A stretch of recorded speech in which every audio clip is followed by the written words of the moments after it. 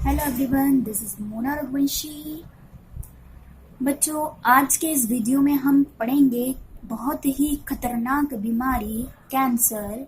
Cancer के बारे में जानेंगे। कैंसर किन किन कारणों से होता है वो जानेंगे।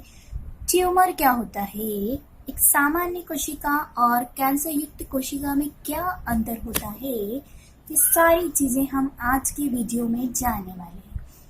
ठीक है, तो चलिए स्टार्ट करते हैं हम आज का टॉपिक कैंसर। देखिए देखिए बच्चों, अगर हम अपनी बात करें तो हमारे शरीर में लगातार कोशिका विभाजन होता है। एक सेकेंड, हाँ, हमारे शरीर में लगातार कोशिका विभाजन होता है। रोज नई कोशिकाएं, अरे यार 2 सेकेंड। तो हमारे शरीर में कोशिका विभाजन होता है। क्लियर है? इस कोशिका विभाजन से नई कोशिकाएं आती हैं और पुरानी वाली कोशिकाएं नई कोशिकाओं से हट जाती है ना, क्योंकि हर एक कोशिका का एक निश्चित जीवन काल होता है। तो नई जो भी पुरानी कोशिकाएं होती है उनका जीवन काल पूरा हो जाता है तो वो मर जाती है और उसके बदले नई कोशिकाएं आ जाती है। अगर हम एक स्वस्थ मनुष्य की बात करें तो ये जो कोशिका विभाजन होता है ये नियंत्रित होता है। कैसा होता है? नियंत्रित। लेकिन अगर यही कोशिका विभाजन अनियंत्रित हो जाता है तो इसे कैंसर कहा जाता है। ठीक है, तो कैंसर क्या है? कोशिकाओं के अनियंत्रित विभाजन को कैंसर कहते हैं। ठीक है, अब जब ये कोशिकाएं अनियंत्रित विभाजित होंगी तो इनसे कोशिकाओं का एक अनियमित गुच्छा बन जाएगा। कैसा गुच्छा बन जाएगा? अनियमित गुच्छा।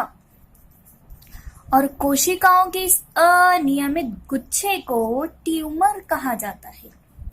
क्या है ट्यूमर? देखिए, कोशिकाओं के अनियंत्रित विभाजन से कोशिकाओं का अनियमित गुच्छा बन जाता है जिसे ट्यूमर कहते हैं। क्लियर है? देखिए, एक सामान्य कोशिका और कैंसर युक्त कोशिका में क्या अंतर होता है?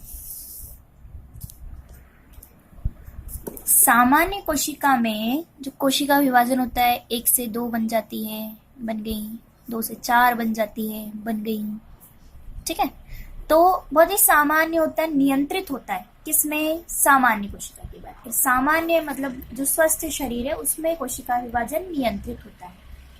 लेकिन अगर कैंसर युक्त कोशिका है तो कोशिका विभाजन अनियंत्रित होता है। लाइक दिस, डिंग डिंग डिंग डिंग डिंग डिंग, इस तरह से क्या हो जाता है, मतलब बहुत ज्यादा अनकंट्रोल हो जाता है, जिससे क्या हो जाता है, पूरा कोशिकाओं का एक गुच्छा बन जाता है। क्लियर?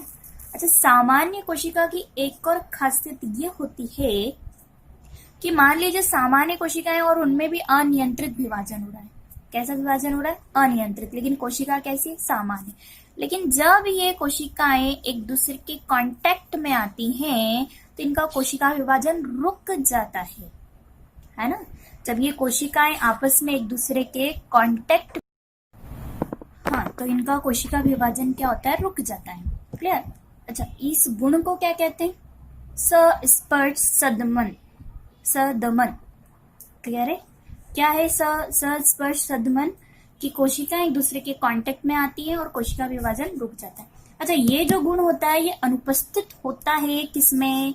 कैंसर युक्त कोशिका में, क्योंकि कोशिकाएं बहुत ज्यादा अनियंत्रित विभाजित हो रही है और एक दूसरे के कांटेक्ट में भी आ रही है, लेकिन इनका कोशिका विभाजन नहीं रुक रहा है, तो ये वाली प्रोसेस इनमें अनुपस्थित होती है। चलिए अब, अच्छा, यहां पर ये जो अनियमित गुच्छा बना है इसे क्या कहा था हमने? ट्यूमर। क्या नाम दिया था? ट्यूमर। तो अब हम देखेंगे ट्यूमर कितने प्रकार के होते हैं। ट्यूमर के प्रकार, देखिए बच्चों, ट्यूमर जो होता है वो 2 प्रकार का होता है। पहला होता है सुदम, जिसे इंग्लिश में बिनाइन कहते हैं, और सेकंड होता है दुर्दम, जिसे मैलिग्नेंट कहते हैं। क्लियर? कितने प्रकार के ट्यूमर होते हैं? 2 प्रकार के। पहला है सुदम, जिसे बिनाइन कहा, और दूसरा है दुर्दम, जो कि बहुत ज्यादा दुर्दायी होता है और जिसे हम क्या भी कहेंगे? मैलिग्नेंट। क्लियर? अच्छा, ये वाला जो कैंसर होता है ना, कम खतरनाक होता है, बहुत ज्यादा, मतलब कैंसर तो खैर खतरनाक होता ही है, लेकिन अगर इसका उपचार किया जाएगा तो ये ठीक हो सकता है। तो कैसे? देखिए, ये वाला जो ट्यूमर होता है यह शरीर के निश्चित भाग तक ही सीमित रहता है ना? जैसे स्टमक है ये, और यहाँ पर ट्यूमर हो गया है, तो ये वाला जो ट्यूमर होगा सुदम, ये यहीं रहेगा, ये यहाँ से आगे की तरफ नहीं बढ़ेगा, तो जिसके कारण सर्जरी के द्वारा इसको क्या कर देंगे? बाहर कर देंगे, और इसलिए ये कैसा होगा? कम खतरनाक। लेकिन अगर हम दुर्दायी वाले की बात करें तो यह शरीर के अन्य भागों में फैलने लगता है। जैसे यहाँ हुआ ना, तो यहाँ से ये आगे आत वात और पूरा आगे का हिस्सा पूरा खराब कर सकता है, तो यह शरीर के अन्य भागों में फैलने लगता है, और इसीलिए यह बहुत ज्यादा खतरनाक वाला होता है। क्लियर है? तो ये एक निश्चित स्थान तक रहता है, ये पूरे शरीर में फैल सकता है। दुर्दम वाला जो ट्यूमर होता है, एक इसकी खास गुण होती है, वो गुण है मेटास्टेसिस।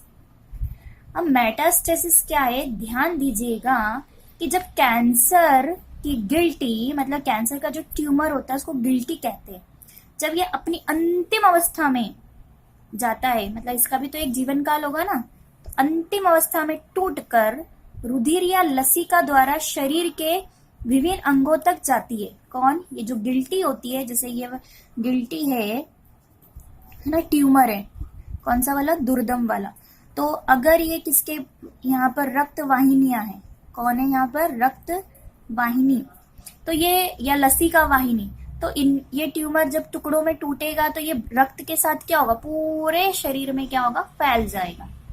ठीक है, तो जो कि बहुत खतरनाक होगा। दुर्दम ट्यूमर के इस गुण को मेटास्टेसिस कहते हैं। क्लियर है? क्लियर? चलिए, अब हम बात करेंगे कैंसर के कारणों की, कि कैंसर के कौन कौन से कारण हैं, किन किन कारणों से कैंसर होता है। तो सबसे पहला कारण है एक्स किरणें और गामा किरणें। एक्सरे सुना है सभी ने, है ना?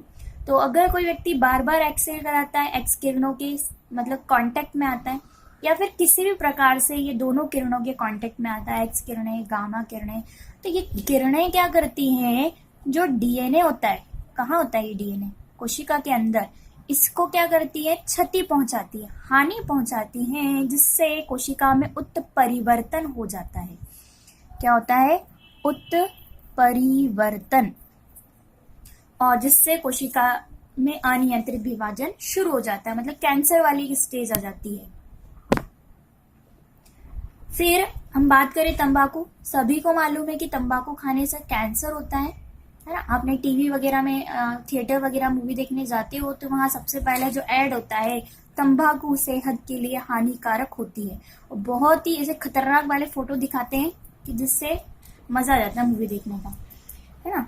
तो तंबाकू से कौन सा कैंसर होता है? फेफड़े का कैंसर होता है और मुंह का कैंसर होता है। फिर इसके बाद शराब पीने से भी कैंसर होता है, शराब से लीवर का कैंसर होता है। अच्छा, विषाणु भी होते हैं, कई प्रकार के विषाणु ऐसे होते हैं जो कैंसर को फैलाते हैं। तो जो विषाणु कैंसर वाले होते हैं ना, उनको अर्बुदीय विषाणु कहते हैं। क्या कहते हैं?